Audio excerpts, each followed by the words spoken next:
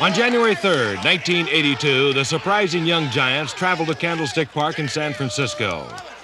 There, they met the Cinderella 49ers, with a berth in the NFC Championship game at stake.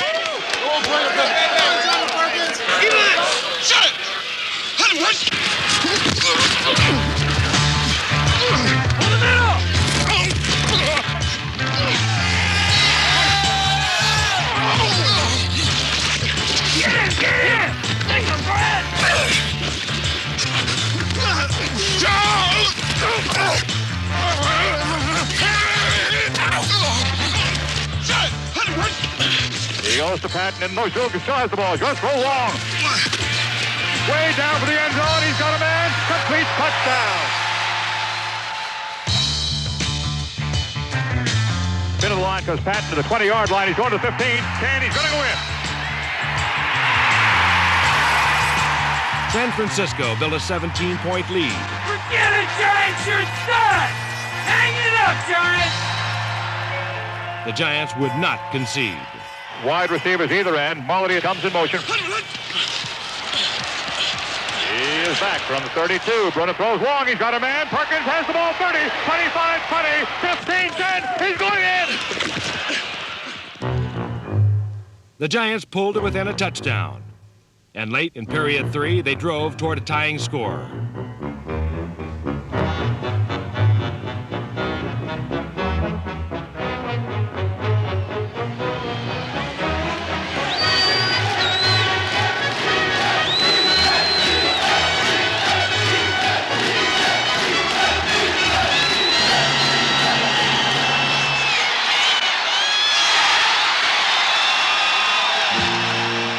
Nobody beat the 49ers in the playoffs.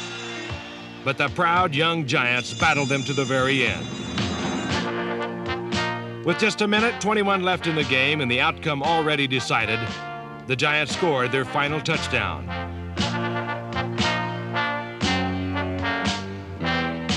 The 1981 Giants never quit, and in defeat, there was honor, for nobody expected them to go so far. At season's beginning, Giants Stadium had never had a winner. By season's end, it was the home of a playoff team, the first Giant playoff team in nearly 2 decades. A team that turned promise and potential into real progress.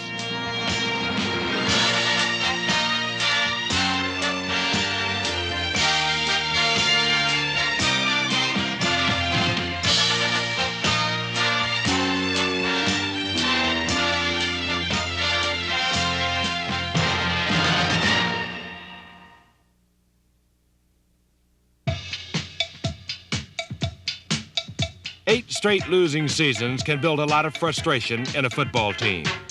For the Giants, 1981 was their chance to get even.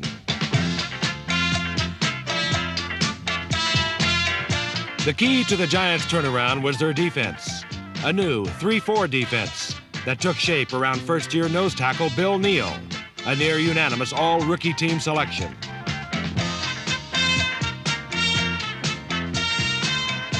Neal's spirited presence gave the Giants superb inside strength and was a big reason why they allowed the fewest yards per rushing attempt in all of football. Passing against the Giants was just as difficult. Free safety B.Z. Reese and cornerback Terry Jackson teamed with strong safety Bill Courier and cornerback Mark Haynes to give the Giants one of the NFL's stingiest secondaries.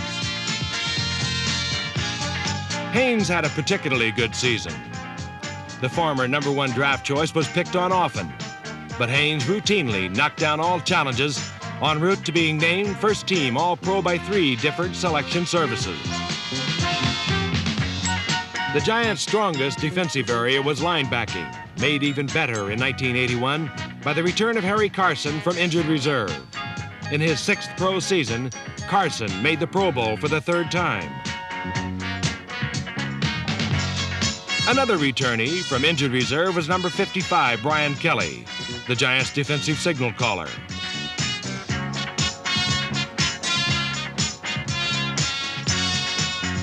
On the outside, Brad Van Pelt missed several games due to injury, but still made it tough to turn the corner.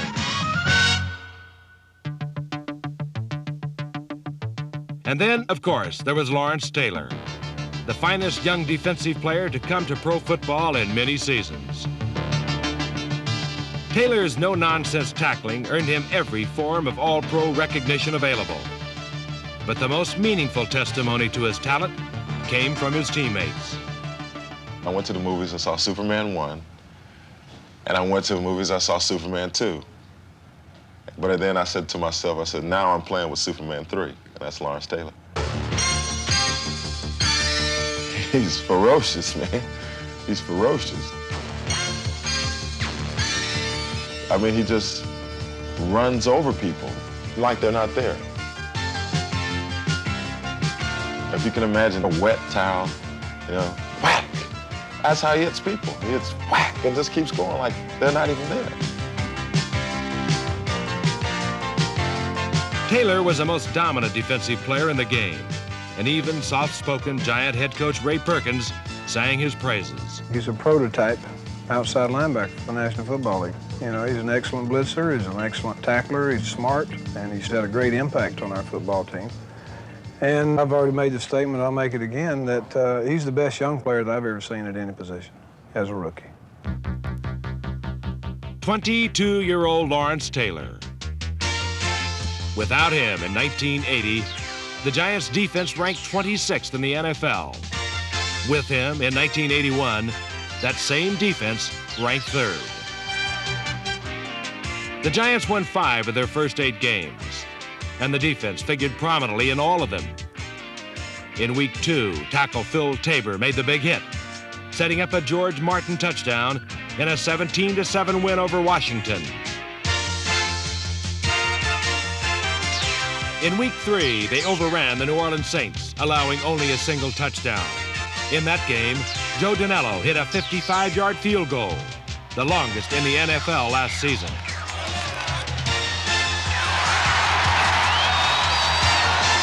The Giants won 20-7. Rookie lineman Bill Neal paced a Week 6 pass rush that laid waste to everything in sight in a 34-14 win over the Cardinals. Out in Seattle, defensive end George Martin led a 5-sack attack as the Giants shut out the Seahawks 32-0.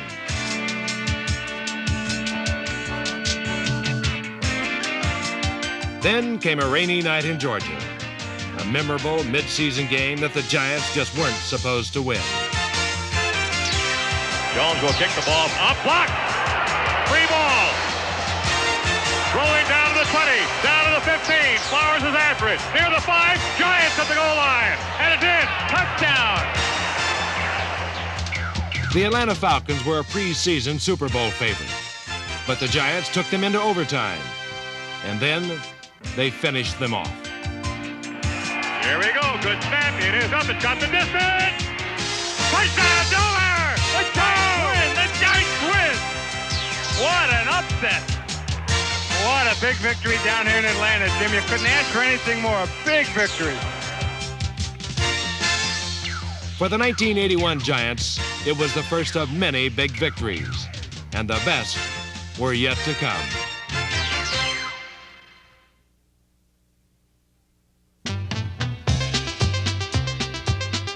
As a member of the Houston Oilers, running back Rob Carpenter labored in the shadow of the great Earl Campbell.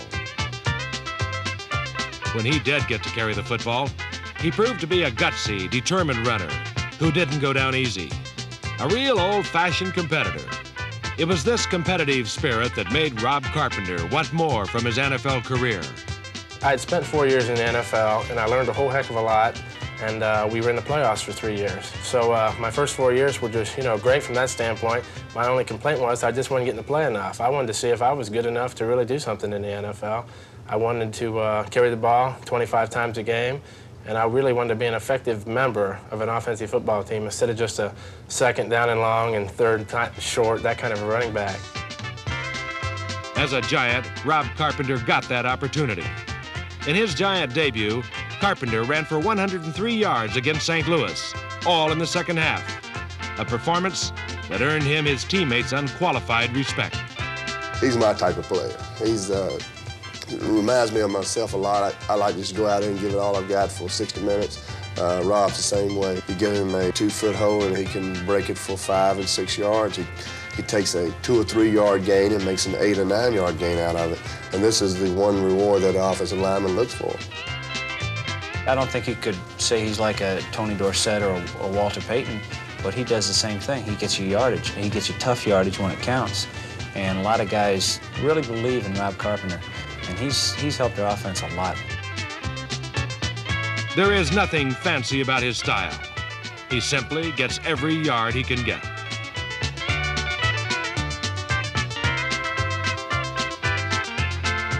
Nobody worked harder to make the Giants' offense successful.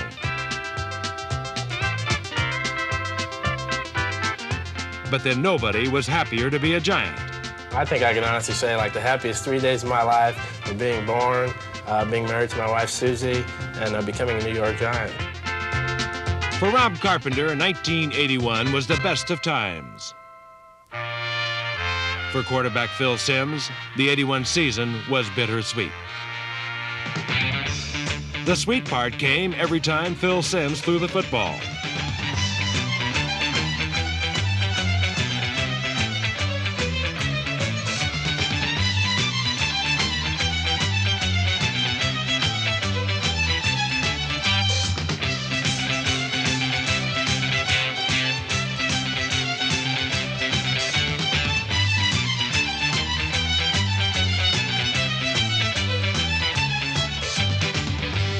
Simms has always been able to drill tight spirals through coverage. But last year he softened his touch, and the result was the second lowest interception ratio in the NFC.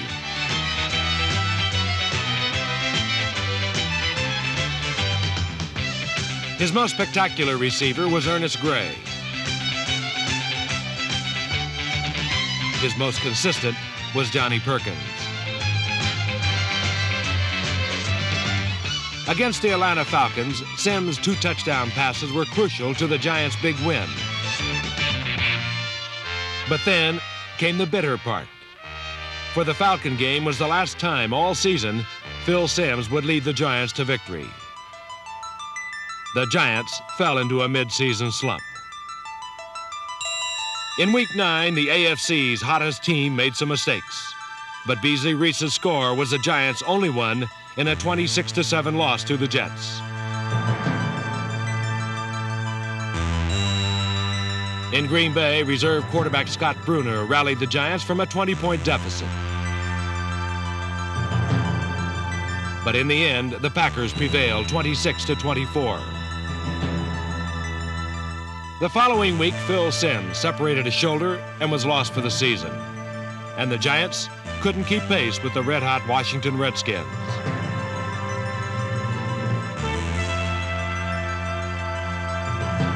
The Giants' 1981 season was slowly slipping away. We had lost 3 in a row because we had lost to the Jets, Green Bay, Washington. And it looked like our season was over because before that we were 5-3. Then all of a sudden we're 5-6, playing the Philadelphia Eagles, the best team in the National Football League, who was 9-2. And so we beat them when we were 6-6, and all of a sudden I'm saying, oh wow, something must have happened. Jaworski broke his arm. Carmichael dropped every pass was thrown. Montgomery didn't run for 100 yards. Something must have happened. And we beat them with all their best weapons. What really happened was the Giants' defense dominated the game. 3rd and 39. Henry's on the right side, Smith on the left. Jaworski from the 5, he's throwing outside. Intercepted, Giants on the ball. Down to the 20. Down to the 15, 10, touchdown! Jackson, Barry Jackson with the interception. The Giants saved their season with a hard-fought 20-10 win in Philadelphia. Their first win over the Eagles since 1975. Eagle fans did not share the Giants' joy. The Giants couldn't have cared less.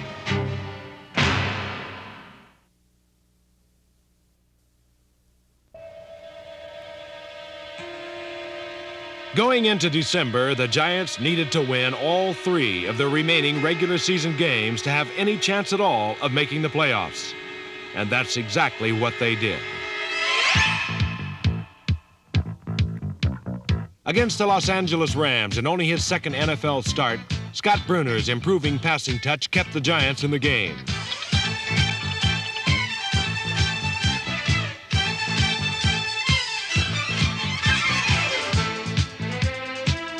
In the end, a Rob Carpenter touchdown and tough Giant defense added up to win number 1.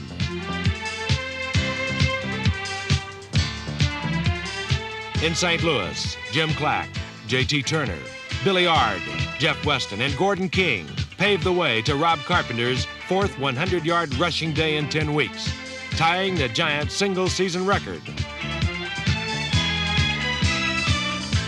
Defensively, Lawrence Taylor ran over another unsuspecting passer.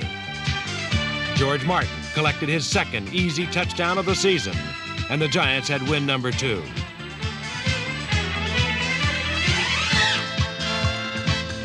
But the third and final win would be the toughest, for it would have to come over the division-leading Dallas Cowboys and their multifaceted high-scoring attack. Clearly, this was a job for the Giant defense.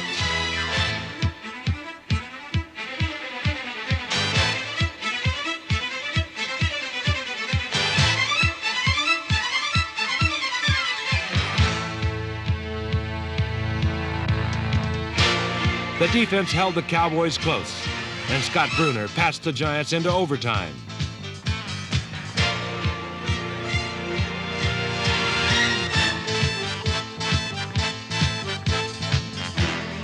In sudden death, the Giants did it all. Carpenter and Perry in the backfield. Gives the ball to Perry. He keeps the ball himself. He's all by himself. He's at the 20 to 30, 25, 20. What a bootleg! Oh! Bruner's brilliant bootleg carried to the Cowboys' 17-yard line, setting up a game-winning field goal attempt. Here comes the ball. Here's the kick by Danilo. No good. No good. Hit the upright. Oh, it looked good. Teams with less character might have tossed in the towel. The no-quit Giants went out and gave Danilo another chance. Looking downfield. It's intercepted by Hunt. Hunt gets the ball at the 30, at the 25. A big interception by Byron Hunt. Once again, the defense saved the day. And this time, Danilo didn't miss. Here we go. Here comes the snap. Here's the boot. It looks good. It's good. The Giants win. The Giants win. The Giants win. The Giants may be in a playoff. And these fans are going crackers. Let's just give them a listen. Let them roar.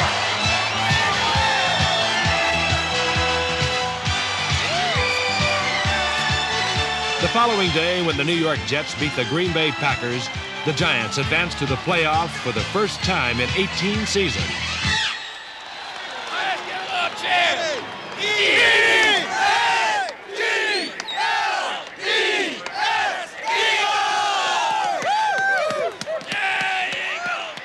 And what better place to make their long-awaited playoff appearance than Veterans Stadium, Philadelphia, the scene of so many Giant disappointments.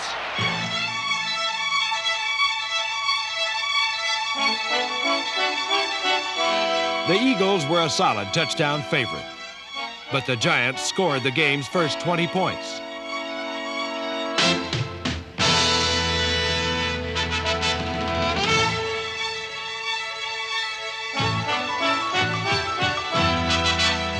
Going to come to the right, and Henry will take it. He drops it at the 5. It's loose.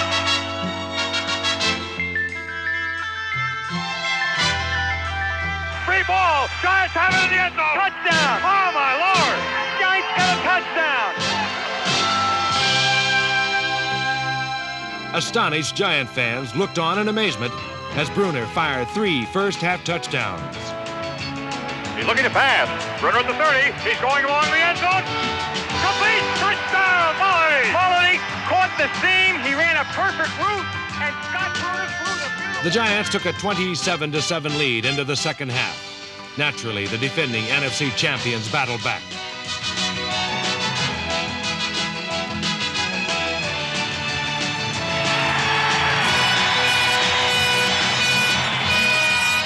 Eagles fans celebrated 2 second-half touchdowns. And with just 2.5 minutes left in the game, Philadelphia had pulled to within 6 points. Could Ray Perkins' offense hang on to the football?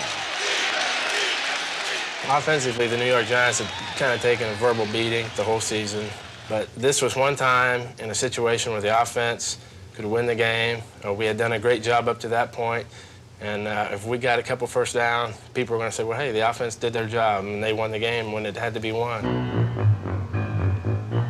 And for us to go out there and hold on the ball and get a couple first downs, when there's only one back running the ball and the pressure's not on me, I think it's on the offensive line because they have to move them out. And they did, and we held on to the ball, and we did win the game.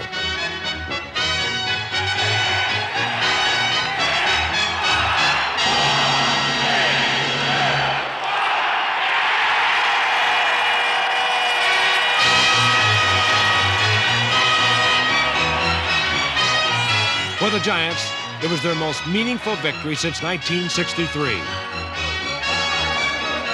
But even in celebration, they were looking ahead to that next big step. I'm just proud of our guys. They did it. And, we advanced to play one more game. And that's all we'll think about, San Francisco. The San Francisco 49ers went on to win Super Bowl 16, but not before the Giants offered them a stern challenge. For those of you wondering what the future holds for this team, consider these things. From mid-November on, when games became crucial, the Giants lost only twice, both times to San Francisco. Their victories included a win over the Cowboys and 2 impressive wins on the road in Philadelphia. Now that, Giant fans, is a step in the right direction.